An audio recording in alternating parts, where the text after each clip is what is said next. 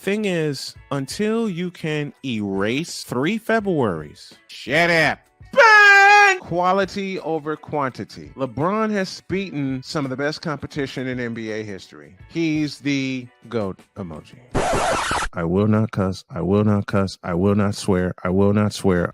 Where sports is the base, life and fun are the results. This is the Brian Snow Show. That it is. And it is the Wednesday edition of the Brian Snow Show, which will be retitled into the Brian Snow Experience. And good afternoon, everyone, and welcome. I am he. I am the man in charge. I am Brian Snow, and boy, we got a good show for you this afternoon. Scott Fox will join me in about 30 seconds from now to talk about Champion Playbook. And when I met him through LinkedIn. He's in jokey fashion. He says, "You're big time." I'm like, I'm just trying to get there. And he is here. And I welcome him right now. This is Scott Fox, the man in charge of the Champion Playbook, podcaster himself. And here he is on a Wednesday afternoon, joining yours truly. Good afternoon, Scott. How are you? Good afternoon, Ryan. I'm doing great. I feel good. How about you? I'm feeling wonderful, my friend. I'm feeling absolutely wonderful. Where are you located? Yeah, I'm here in the DC area, Northern Virginia. DMV, as we call it here. Do you say hail to the Redskins? Tell me you do. Tell me you say hail to the Redskins still. I sing it. I could sing it right here. I grew up a Redskins fan, and those are just hard to drop. But there's so many amazing memories in RFK Stadium and Joe Gibbs back in the day, and oh my goodness.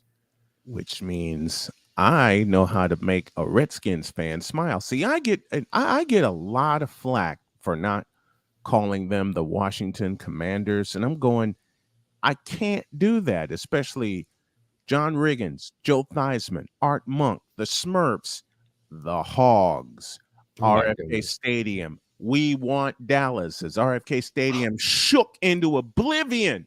Yes. After they beat the Vikings. Because all I got to do to make this man smile. Oh, you got it.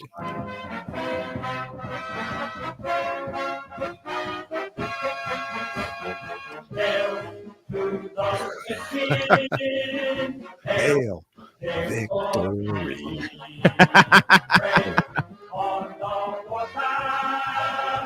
Fight for all DC. I mean, that song right there, even though I'm old school to my heart. And there was an NFC Championship game between the Redskins and the 49ers at RFK Stadium, one of the best I ever watched. You know, when you have old schoolers like that with Joe Theismann versus Joe Montana, listen, don't matter who you're rooting for. You can't go wrong with a game like that. It was amazing back in the day. I remember when you say we want Dallas. I remember that. I remember I was actually in college when they did play Dallas, and Phyllis George was announcing the game as she used to. Phyllis George. And yes. She interviewed Jack Kent Cooke, who was the owner of the Redskins. Yep. And honestly, you could barely hear them talk. The fans were so loud. It was insanity. I had a friend who went to that game, and he said the game was over when the Cowboys stepped out onto the field, and he could see them looking around. They had never seen a crowd behave like that. They're like, it was done. The Redskins were going to win, and they did. And I remember a story that they told, the backstory that they told. The Cowboys came to Washington with their bags packed for Pasadena. They came in with their bags packed for Pasadena, and the Redskins got a hold of that and said, you know what, we got some more bulletin board material. I mean, the Cowboys were that confident, and I had so many I was in grade school at the time. I had so many of my friends, ask me, are you going to pick the Cowboys like the rest of us to win? No, I'm picking the Redskins. And they're going, why? Because the Redskins ran the football. Yes. And Dave Butts kept telling, no, Russ Grimm, I beg your pardon. Russ Grimm kept telling Joe Theismann when they got the ball after Darryl Grant picked off a pass from Gary Hogaboom because they knocked Danny White unconscious. Yes. They picked off Gary Hogaboom. Darryl Grant takes it in. They get the ball back after a stop, and Russ Grimm kept telling Joe Theismann, no, we're not throwing the ball. 50 gut. And they kept handing it to John Riggins. Hey, diddle, diddle, Riggins up the middle. And that's how and the Cowboys never saw the ball again. I know those had to be great memories for you. It was amazing. And I love that story because Russ Grimm was just like, nah, we know. Yep. We're taking it we're going to stick it. He probably had something personal against the Cowboy in front of him. I forget who it was. And Randy White. White. Oh my goodness. And Randy White was but Grimm just had it to him. And those guys were special. I really have great memories of that.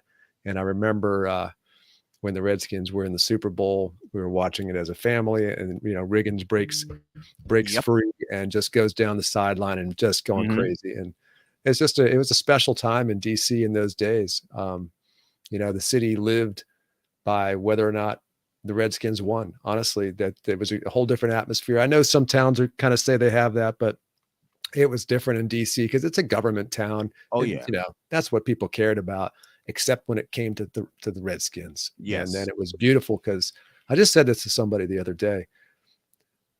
The Redskins were a uniting force in a city that it's still racially, economically segregated. But in the old days, before FedEx Field and all of that, when Jack Kent Cooke owned the place in RFK, you would see people from different socioeconomic strata come in there, different races, and all loving at the same time. And it was a beautiful thing. And I love that so much. And I love the fact that every home was 55,045 would cram into RFK Stadium. Yes. And I remember that being the number, but I knew even when they played Dallas or they played the Giants or they played the Eagles, I knew there was more than 55,045 people in that place.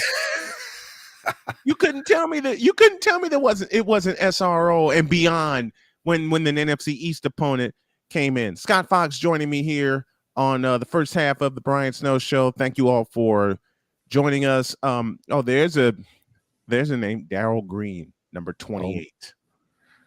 Special. I remember the first time he touched the ball, he was in a preseason game. He ran it back for a touchdown. He was a punt returner as a rookie coming in. And I saw the way he moved, and it looked like everybody else was moving differently. He just was fast, and faster.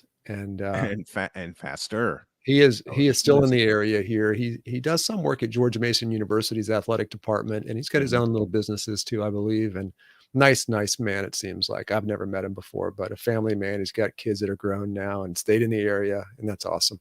I'm so happy. Before they tore down RFK Stadium, I had a chance to see RFK on a trip to Washington, D.C. in 1996 before they ever played Hail to the Redskins for the final time. The play of the NFC Championship in 1982, and a lot of Redskins fans will know it well, courtesy of CBS. Next week, and the other one will be spread around the country watching it on television. And the financial considerations are substantial. If you go all the way, each man will get an extra $70,000. Hogaboom fakes, throws the screen, has it batted away and picked off in the air by Darryl Grant. Touchdown, Redskins. You thought it was shaking, chanting, "We want Dallas." I thought RFK Stadium was going to crumble to the ground after that interception return. Amazing. World Grant. That was his nickname. World. Yes. World Grant. Played at Rice University, many years with the Redskins. Now, talk to me about the Champion Playbook. Yeah. Thank you. you. Talk about the Champion Playbook. Yeah. So Champion Playbook is a service where I help athletes and non-athletes, but primarily athletes, overcome mental and emotional blocks, including trauma, so they can play their best. And that's kind of the short elevator speech. The deeper part beneath it is, look, I just love to help people open up to who they really are. We in society are in an interesting time. It didn't used to have this kind of conversation. It was just like, hey, get to work and shut up, kid. Yes. And we have shifted, and in a good way. However, there's pain associated with it. And what I mean is that we're shifting into the thought of, hey, what do I love in life? Who am I? What do I Right. love? Right. And how do I bring this out into the world in a genuine way? Mhm. And so Champion Playbook ostensibly is about playing your best. And I love it when I work with athletes because they'll come in a slump or they're unhappy or whatever it may be. And through these really awesome procedures that we'll talk about, they can quickly turn on a dime, maybe even in that same day, go back out and play. And all of a sudden I get the text or I get the email, hey, it worked. I hit a home run or whatever I did. And that's really cool. However, what's really cool is that these techniques are also used in the world of trauma relief. And so, when you have people, we're all people, we all have traumas. I have my own, you have yours. You've been very public. I appreciate that so much. It's important for people to speak. Yeah. And, when we can learn these techniques as non-degreed people, you and I, we're not psychiatrists, we're not MDs, PhDs, but we can still make a huge impact in the world. And frankly, my message here is that that's how things are going to shift. If the world hasn't recognized yet, we will never create enough professionals to address the numbers of people right now in the world who need mental health services. We can talk more about those stats, but I'll just leave it at that. And I have a blast doing this. Prior to doing this, I've been doing this work for about 13 years. 2 years ago, I tried to grow the brand front and center, and I have. And I ended up getting my first university sport program, which was Tuskegee University, the great HBCU down in Alabama. Loved it. Their head coach there, I'm going to give him a plug, Reggie Hollins. Reggie's now the CEO of the Minority Baseball, which is a great organization I hope to do some work with. And it gave me a chance to really do more and help more people. I got to work with his coaching staff as well as players. And I'll stop there or else I'll eat up the whole time here. What got you started? What was the one thing that turned the light on for you that said, I need to do something. I need to provide some kind of service for people with trauma, especially with mental health.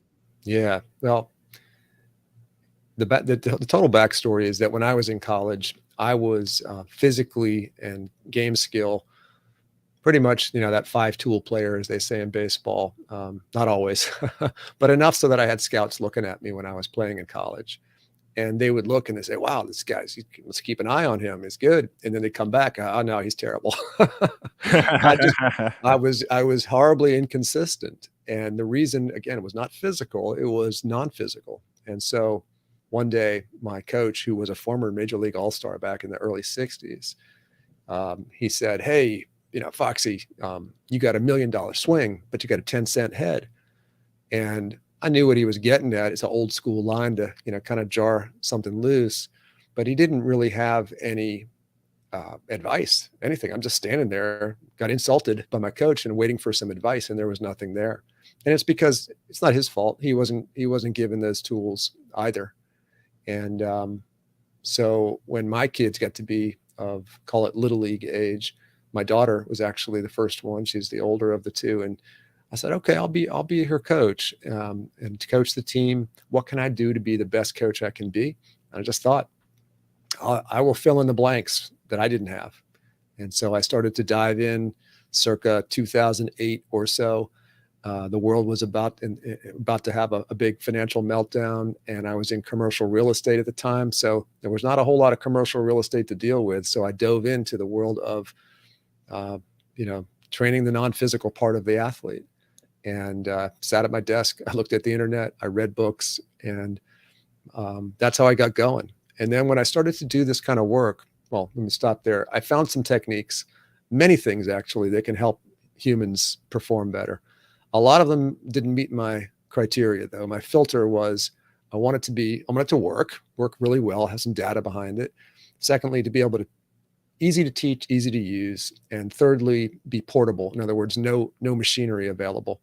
Like there's some great stuff like EMDR and neurofeedback. They involve machinery that's just not practical for a coach on the field. So what I did find was emotional freedom techniques. It's also called tapping or meridian endpoint tapping. And it's probably one of the most studied pieces of, we'll call it alternative. I hate to use that word, but alternative treatments, treatment. I'm not supposed to use that word either. Alternative services that are out there. And it just works and it meets all the criteria. So back to how do I get into working with trauma? Well, what I discovered is that when we start to unravel these performance blocks, these slumps, if you will, that are out there, very often the subconscious brings something up that has nothing to do with the sport. Sometimes there's a trauma that happened early in life and it gets stuck inside. It didn't get processed. And it rears its head every now and then, and sometimes during sports. And there's something really elegant about that, because it allows, if there's a well-trained coach out there, it allows that coach to do some mental health work. And I've been certified in those techniques through one of the top two governing or certifying bodies that are out in the world. And it's been an honor and it's been fun. And I love it when an athlete comes to me and maybe they know about the trauma in their life or maybe they don't. Either way, it comes up. It just does. I don't have to even ask. The subconscious will bring it up very often. And we start to unravel it a bit so that the pain of that moment is rewired in the entire body, mind-body system. And then that person not only plays better, but they don't have that weight on them. And, it's a fascinating thing. And I just want to share more. And, how did I also get into it was, hey, man, when I'm like a lot of people in the world of psychology, I'm not officially in it, but I'm in it. We're all in it. Is we're trying to heal ourselves too, and I got to do that for myself. And I got other practitioners who practice this kind of technique, and it really accelerates this, we'll call it healing. And don't forget, you get to play ball better too. Scott Fox joining me here on the first half of the Brian Snow Show. Check out the championplaybook.com, where the real training begins. Absolutely fabulous to have you on. Also saying hail to the Redskins. And I would love for the Champion Playbook to be one of the sponsors of this program, because if there's one area that I will touch that a lot won't, it's the mental health and the mental well-being. You saw the interview I did with Michelle DeMuria of the Be Daring Foundation, our first ever family sponsor of this program, and as well as my morning show. And I'd love to have you and work with you as well, sir. Oh, that's amazing. Thank you so much for that offer. That's great. I look forward to that. And we both know Michelle. She's an amazing person, and her program that she's creating is going to help tons of people. I love it. I love it. I love it. So I'll throw a logo up on the show page on the SDM Sports Radio Network website with a connection back to his. That's Scott Fox. Check him out. The championplaybook.com, where the real training begins. It's not just physical, it is mental. Scott, thank you so very much. I look forward to having you on often and working with you, my friend. Oh, thank you so much, Brian. It's great to be here. And I'm impressed that you got that old Redskin stuff going. I'm not going to let it die. I can't do it. I can't say Washington Commanders. I could never say Washington football team, and like I told you, I got a lot of flack for saying Washington Redskins, and people are telling me, you need to get with the times. I've been with the times. They're the Washington Redskins as far as I'm concerned, period. Because you can never get those images of fans of all races, colors, and sizes putting on the hog noses, wearing the headdress. And a lot of people don't know this. The main human mascot was a black man wearing the headdress. Yes. Zeke. That was him. That was Zeke. And not to mention the band leader was a black man. Oh, I didn't know that. The band for the final time before they tear down the art. Wow. No, special, unbelievable place. And I'm so happy that you brought that up, man. Good for you. I haven't seen that clip in years. Wow. I thought you would enjoy it. Thank you, Scott. I appreciate you. Thanks, Brian. Scott Fox joining us here on the program. We'll take a break, and when we come back, the Big Shaw will join me. And we're going to talk some more sports. And we're going to get to know him as well. Back in a moment.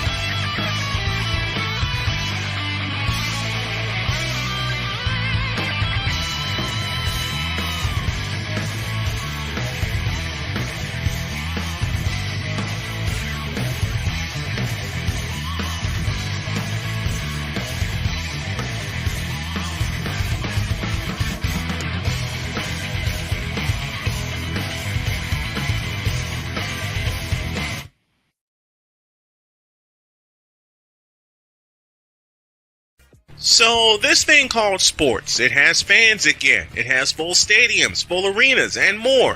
And you want to be a part of it, don't you? Of course you do. If you begin to scour the resale market, there will be tickets available. And what you need to get those tickets that you want so badly is SeatGeek. SeatGeek is the app available to you that lends a hand in helping you get the tickets that you want for the events that you want. SeatGeek rates the tickets on a 1 to 10 scale, and the best part is the tickets are vetted for authenticity, so you know what you are getting and you know you are not getting scammed. And now you can save even more by using the code SNOWMAN and getting $20 off with your very first purchase. Yes, you can do all of that with the power of SeatGeek, helping you get to the games that you want, so you fans can fan. So let's all fan.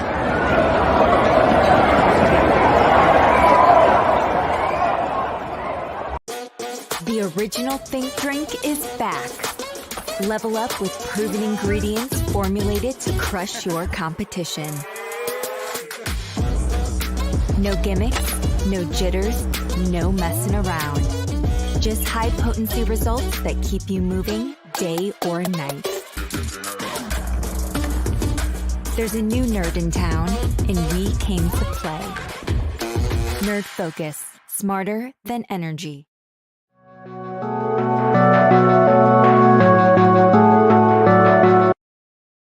I want to do a TED Talk, but I don't have anything to talk about yet. I'm getting there. Life is for the living. We're not here that long. You can learn anything you want to learn without any money spent. What do I really enjoy? What do I really want out of life? I am your host, W-I-Z-E. Are you in a life holding pattern? Well, this is for you. Welcome to the Stuck in My Mind podcast.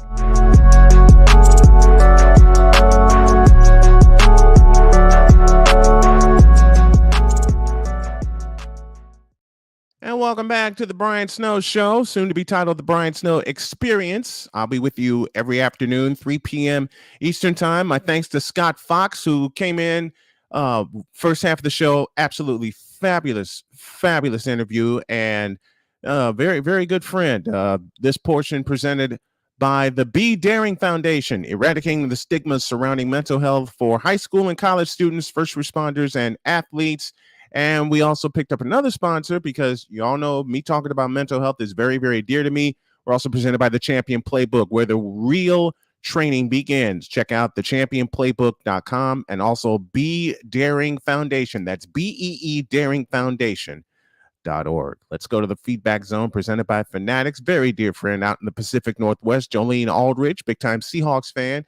She says, good morning, B, because it's still morning out that way. Well, just crossed noon right now. So hello to you, Jolene. Great for you to check in. Michael Consacio, who will join me tomorrow morning on Snowman in the Morning to talk all things NBA. He says he's sharing the link. He says you're off the hook. We go to Norway, where my buddy Sig Diggy, a fabulous often chatter on the morning show, says, what's good, folks? It's good to see you. Michael again. Larry Brown was a beast that he was. Darryl Green was amazing. Ryan McCorfey just finished watching Cole Sports. Now I'm checking in here.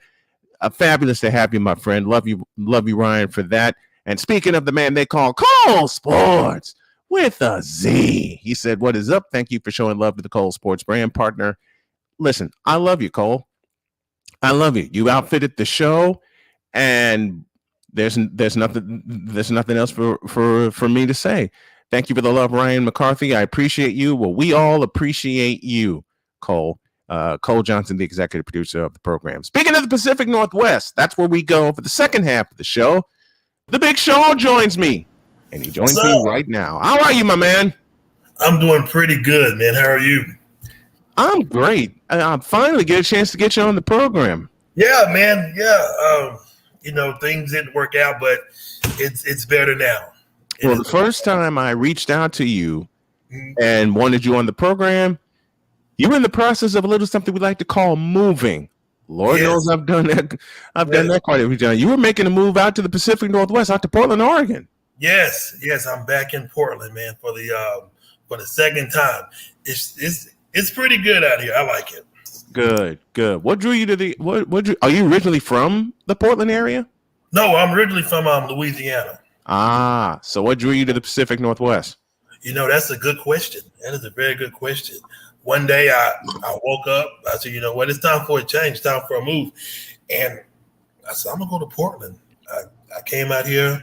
It's different. It's a culture shock, but it's different. But I like it though.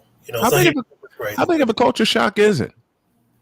Oh, for me, it's big, especially with the food, man. It's a really big culture shock with the food, man. So I wish it was, like the Southern food, but it's not. It's not. But it's getting there. Good, very good. Big Shaw joining us here, the man of the Big Shaw Show, joining us here on the second half of the Brian Snow Show this afternoon. Sharif Ahmed joins us. He says he loves Portland, Oregon, including the area of Beaverton, which is where he's showing love. Yeah, Beaverton is I don't want to be wrong. I'm only been there twice, so I think Beaverton's like maybe a few minutes away from here. Right. So, what got you started in sports talk? What turned on the light for you? Well, I'm not gonna lie to you. It all started in Baton Rouge, Louisiana. That's, of course, where LSU is located.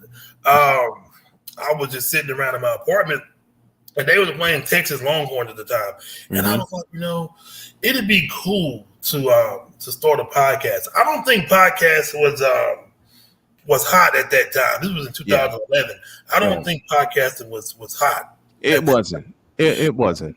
So I was like, I want to start a podcast. So the person I was with at the time was like, "What's a podcast?" I said, "I don't know." I just threw it out there. I said, a sports podcast. So I got a notebook and I just started jotting down all the sports stuff, the news and stuff like that. And I got into it. See, when I was a kid too, I'm in my room, like every sports article in the newspaper, I would cut it out and I would put it all over my wall. Every article in the world was on my wall. And as I got older, I was like, man, this is really cool. So, watching that, doing that, and also watching Michael Jordan and Scottie Pippen and stuff like that, I was like, man, I like this stuff. So that's what got me into the sports stuff. But I tell you a funny story. Someone asked me, they said, well, when you got into sports? I said, I tell you, I was late coming in watching sports. Actually, I didn't know who Michael Jordan was until Scottie Pippen got there. I know that's crazy, but that's when I knew who he was. Drew Willingham, my man, one of my best friends out in Virginia, one of the co-hosts of the Sports Senseis, sending love. Home of the Portland Timbers, says Sharif Ahmed, Rose City. You know what got me started?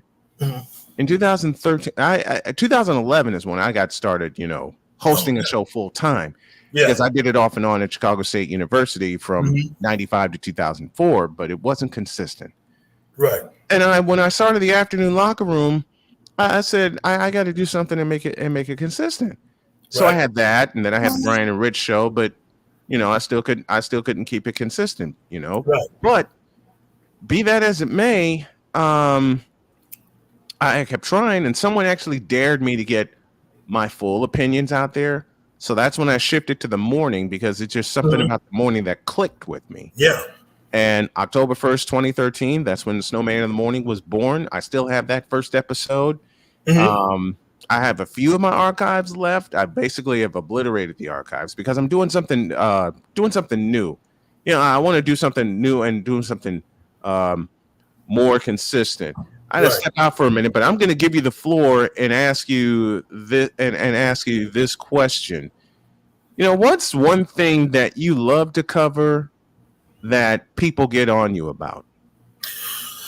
Man, they get on me about talking about the Saints and LSU and the Dallas Cowboys. I get, people get on me about that a lot because I'm from Louisiana. So they expect me to talk good about LSU, but I can't do it, man. Every time I do it, it hurts my heart to talk good about LSU, but it's getting better. And then with the Saints as well, I get a lot of hassle behind the New Orleans Saints. I know it's a lot of Saints fans everywhere, and I know they got some up here in the Pacific Northwest as well. You know, in Louisiana, that's where the fans is right there. But I get hassled a lot every time I talk about the Saints. You know, I get it every time, and the Dallas Cowboys too. You know what gets it from me? I'm from Chicago originally, but I became a 49er fan because of Joe Montana. And I get it all. I get it all the time. You know, folks saying, you're from Chicago. How can you be a 49er fan? Easy, Joe Montana. Yeah. I mean, Montana. In fact, I'll tell y'all the exact play that made me a 49er fan forever. I will show y'all the exact play that made me a 49er fan forever, and it's this. 3rd and 3. We'll see a pickup sometime on the right side, possibly. Montana looking, throwing in the end zone. Caught it! Dwight Clark! That play right there, called by the late, great Vin Scully, made me a 49er forever. Period. Made me a 49er fan forever, and I've always been a 49er fan.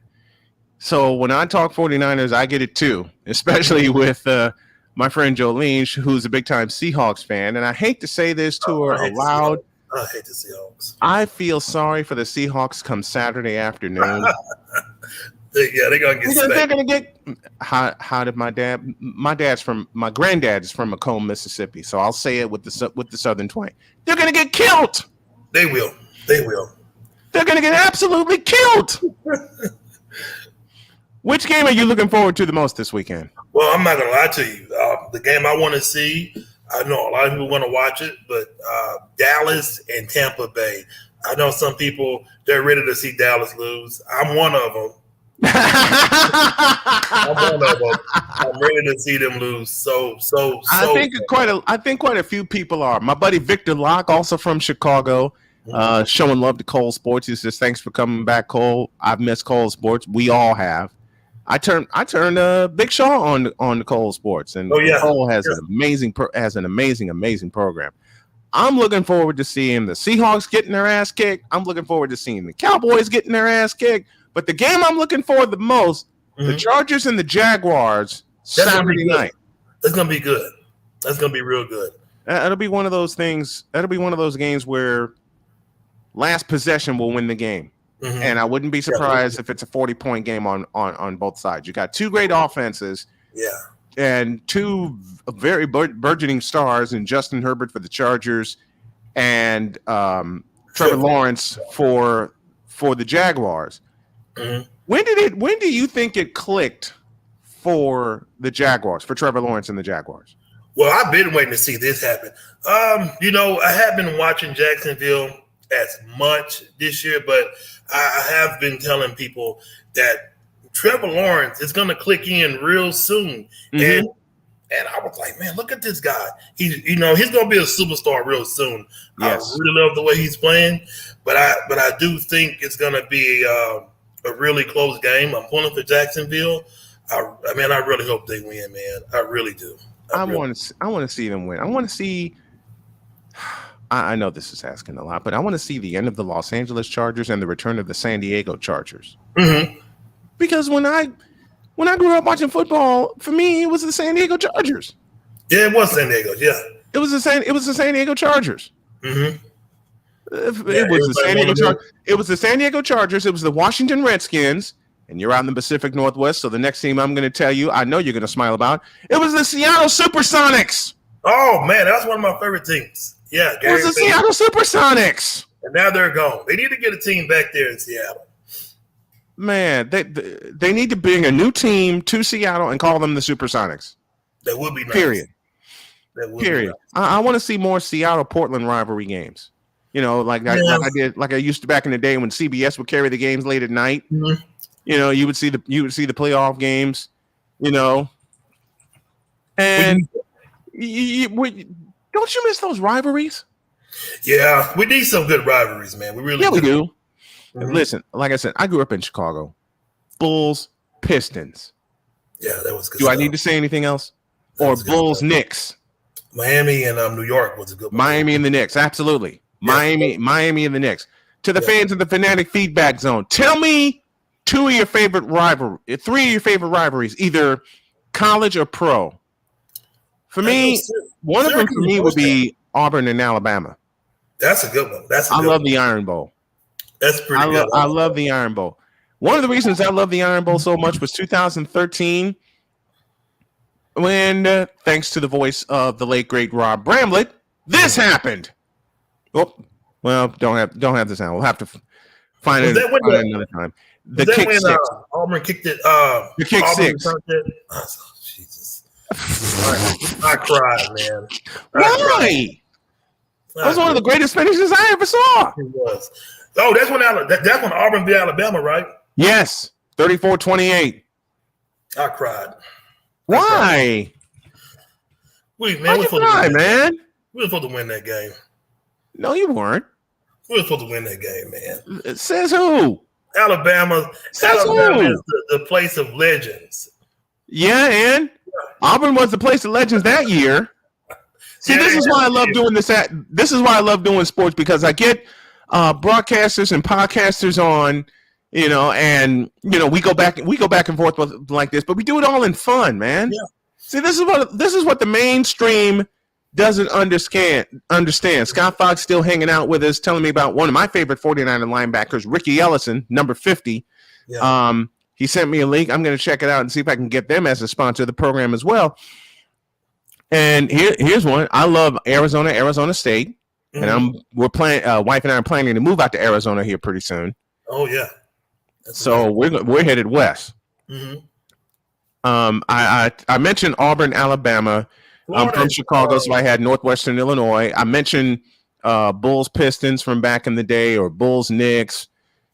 And then for baseball, there will always forever be a rivalry, even though both teams now have a World Series, for White Sox Cubs. That's a good rivalry too, and Cardinals and Cardinals and Cubs. Cardinals and the Cubs. Cardinals and Cubs. And the Red Sox. Yep, Red Sox and Yankees. I think Ryan already pointed that one out. Red Sox and Yankees. That's a hell of a rivalry. Yeah, it is. I love it. How about Sixers Celtics? Yeah. Julius Erving and Larry Bird. Mm-hmm. Julius Erving and Larry Bird. Okay, now I have something better, and I know I'm gonna make my friend cry. But I'm sorry, but this is it. Davis is going to drop back into the end zone. And again, the voice you hear is the late great Rod Bramlett, the longtime voice of the Tigers. Short, he can field it and run it out. All right, here we go. 56-yarder. Does not have the leg. And Chris Davis takes it back to the end zone. He'll run it out to the 10, 15, 20, 25, 30. That broke my heart. 45, I thought he said that. There goes Davis. Oh, my God. Davis is going to run it all the way back. Auburn's going to win the football game. Auburn's going to win the football game. He ran the missed field goal back. He ran it back 109 yards. They're not going to keep him off the field tonight. Holy cow. Oh, my God. And 90,000 people went crazy. Auburn has won the Iron Bowl. Auburn has won the Iron Bowl in the most unbelievable fashion you will ever see. That broke my heart right there. Why? Why did it break your heart? You a Bama fan? Oh, I'm a big one. Big Bama fan. We were going to be in the championship. Then you didn't like how the playoffs shook out this year. No, I didn't. I really Why? Considering y'all lost to Tennessee and then to LSU. Yeah, but close games. Very close. Very close games. In fact, and I'm giving you a mess about it. In fact, both of those games were walk-off losses. Yeah. Tennessee walked off in front of oh man. Have you ever been in Neyland Stadium? 2 times. 2 times, and I tell you, is it as nutty as I see on television? Yes, it's crazy loud, and it's very, very, very, very, very, very loud and crazy.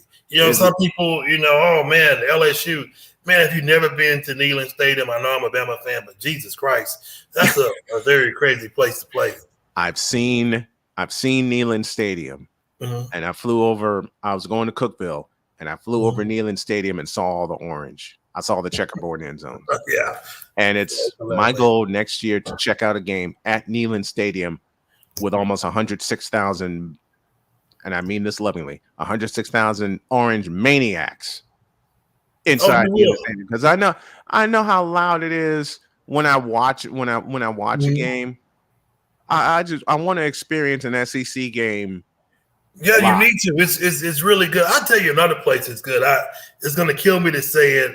Say it. Maybe the LSU fans would be happy, but Tiger Stadium, especially at night. I don't know. Baton Rouge shuts down. Do at night, but does Baton Rouge? I heard this. I heard this on an ESPN call.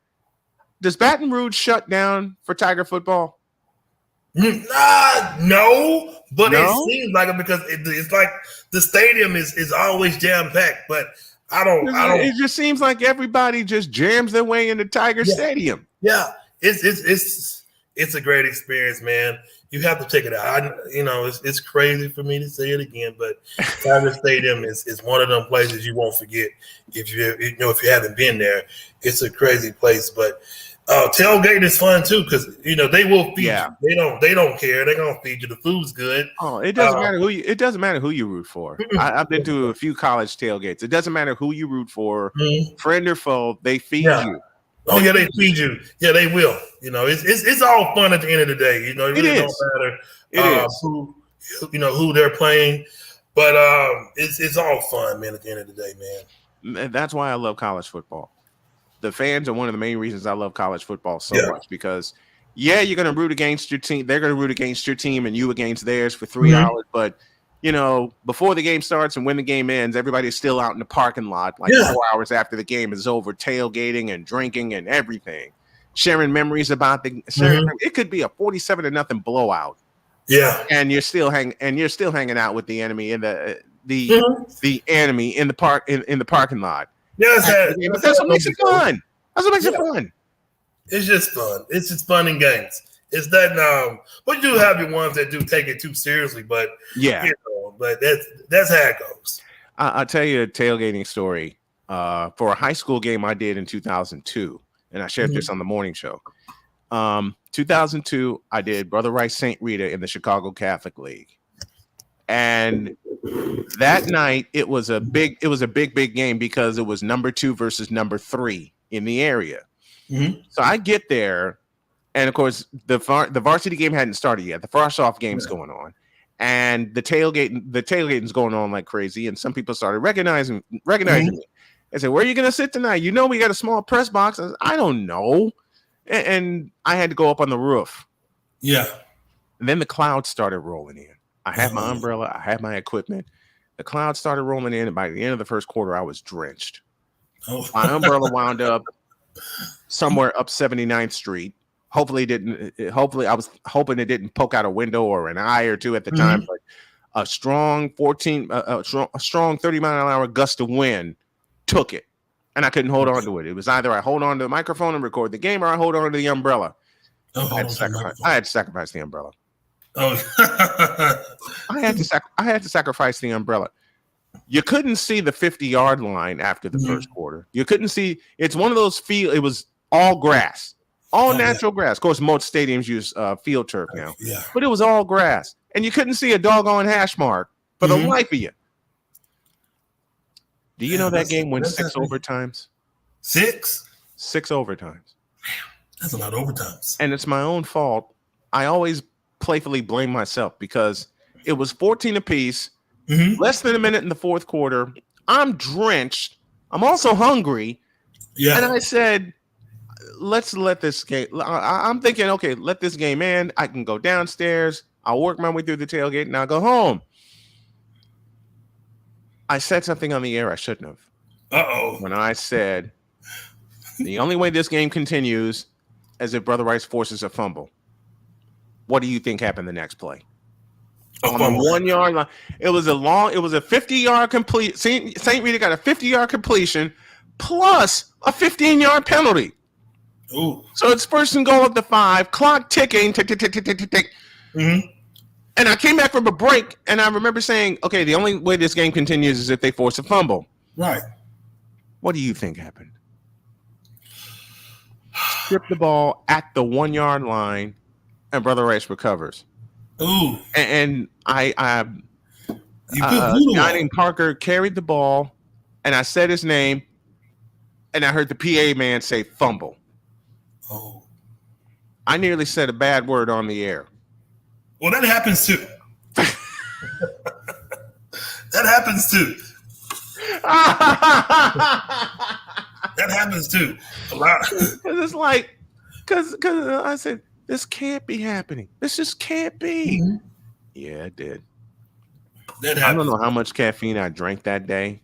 Mm-hmm. I don't know how much caffeine they kept bringing up to me that night because I was up on the roof. And one of my good buddies, Tim Maher, who I'll have on the show soon, I mean, we just couldn't believe it. Mm-hmm. We just couldn't believe it. I'm like, why is this game still going? Third overtime, fourth overtime, fifth overtime, sixth overtime. Rice gets a field goal. St. Rita gets a touchdown. Game over. I quickly wrap it up, pack up my equipment, and that was the wettest climb down from the roof I ever experienced in my life. I bet it was. I mean, I was soaked to the bone. The best part, like we had talked about, it doesn't matter friend or foe. Mm-hmm. The fans will feed you. They will. They will. I had a trench coat on, which was soaked to the bone. Yeah. I had my equipment in my backpack. Do you know a couple of parents slipped me 2 beers in my trench coat pockets? Oh, that's good. What kind? Was it Coors Light? And they gave me a plate. Oh yeah. They gave me a plate full of September barbecue. And I'm going, what? I say, look, we know you cover the CCL, Chicago Catholic League. We know you cover Brother Rice, but you're a brother to us. Yeah. And we love what you do. They gave me a plate pound about this high full of grub. Yeah, a lot of people don't understand, man. Sports can bring a lot of people together. Yes. So that's what I'm looking about. It needs to keep doing that instead of dividing people. Mm-hmm. It needs to keep doing that. It needs to keep doing that. That's the Big Shaw joining me here on the program. I hope to have you on each week to talk sports, my man. I really appreciate you coming on. I think we can work that out. All right. I can every Wednesday I can at this time right here. All right, done. Let's do it. Yeah, we can do it. Let's do it, and it'll lead right into the new podcast, and I'll talk about that before we get out of here. Thank you, Shaw. I appreciate you, man. Thank you, sir. Have a good day. That's the Big Shaw joining me. He'll join me every Wednesday to talk sports, and right about this time, beginning May 3rd, you will hear and see a new show called Be the Zone, and it's proudly sponsored by the Be Daring Foundation. Sports and mental health need to intertwine and continue to intertwine. Before we get out of here, Sharif Ahmed, MLS Soccer, Portland Timbers versus Seattle Sounders. Ryan McCarthy, an SEC football game as well.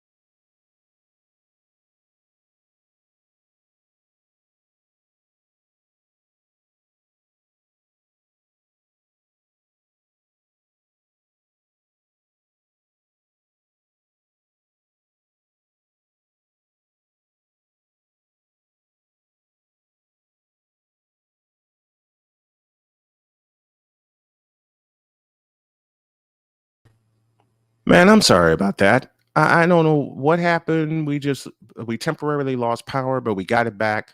So let's go ahead and wrap it up and get on out of here. Sharif said, when you move to Arizona, got to go to Arizona versus Arizona State, the Territorial Cup. Yep, I'll do that, and I'll have a press pass strapped to me. That's one of my goals. Victor Law talking about Brother Rice, St. Rita. You jinxed yourself. Yeah, I did. Mickey's Gaming Table in the house. Says hello, Snowman and Dr. K. Thank you for the love to my beautiful wife, Dr. K, one of the producers of the program. Welcome back, brother. Thank you very much. I'm so sorry about that glitch, everybody. Listen, let me go on and get on out of here because there's a basketball game that I have to do that will tip off at 7:30 when Jennings County takes on Josh Sindel, the Eagles. You'll hear that and watch that live. You'll watch me in the booth, and you'll hear the game live on the STM Sports Radio Network. If you want to help contribute to the program, all you have to do is hit the Cash App. Tallman Dr. K50 is the tag that you need, or you can join us monthly by going to patreon.com/STM Sports Radio Network. I love you guys. Thank you very much. Thank you for your patience. I'm getting out of here because I got a basketball game to call. So let me get out of here. Thank you to everyone who joined us. Thank you to everyone that follows us. And I will see y'all tomorrow in another edition of the Brian Snow Show. Hello. So long, everybody.